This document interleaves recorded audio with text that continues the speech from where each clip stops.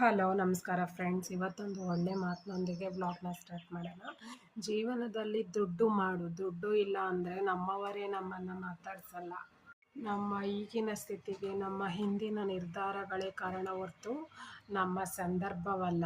ಸಿಕ್ಕಿದ್ದನ್ನು ಪಡೆದು ಖುಷಿಯಿಂದ ಇರಬೇಕು. ಸಿಕ್ಕದುದನ್ನು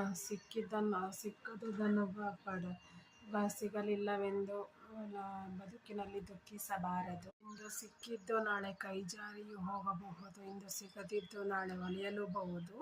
ನೀನು ತಂದ ಯೋಗವಿದ್ದಂತೆ ನೀನು ತಂದ ಭೋಗವೂ ಇರುವುದು.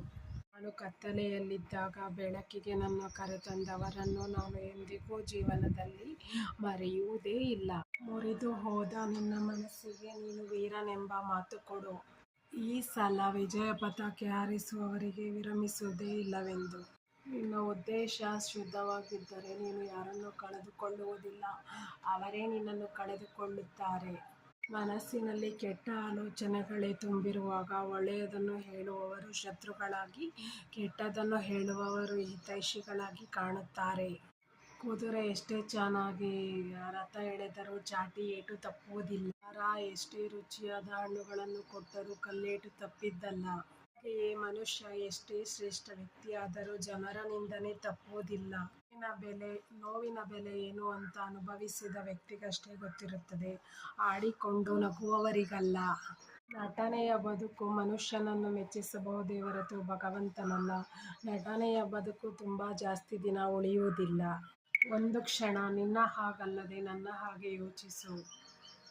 ನನ್ನ ಮನಸ್ಸು ಏನು ಅಂತ ನಿನಗೆ ಅರ್ಥವಾಗುತ್ತದೆ.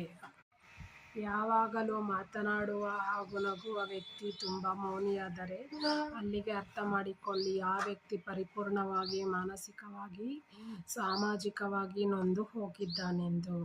ಇನ್ನೊಬ್ಬರ ಮನೆಯನ್ನು ಹಾಳು ಮಾಡಿ ದೇವರಿಗೆ ಕೈ ಮುಗಿದರೇನು?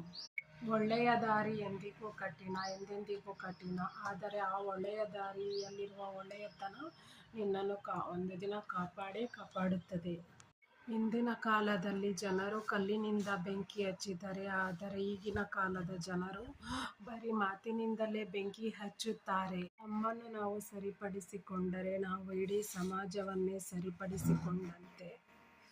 ನಮ್ಮಲ್ಲಿ ನಾವು ಪರಿವರ್ತನೆ ತಂದುಕೊಂಡರೆ ಇಡೀ ಜಗತ್ತಿಗೆ ನಾವು ಬೆಳಕು ನೀಡಿದಂತೆ, ಬೆಳಕಾದಂತೆ.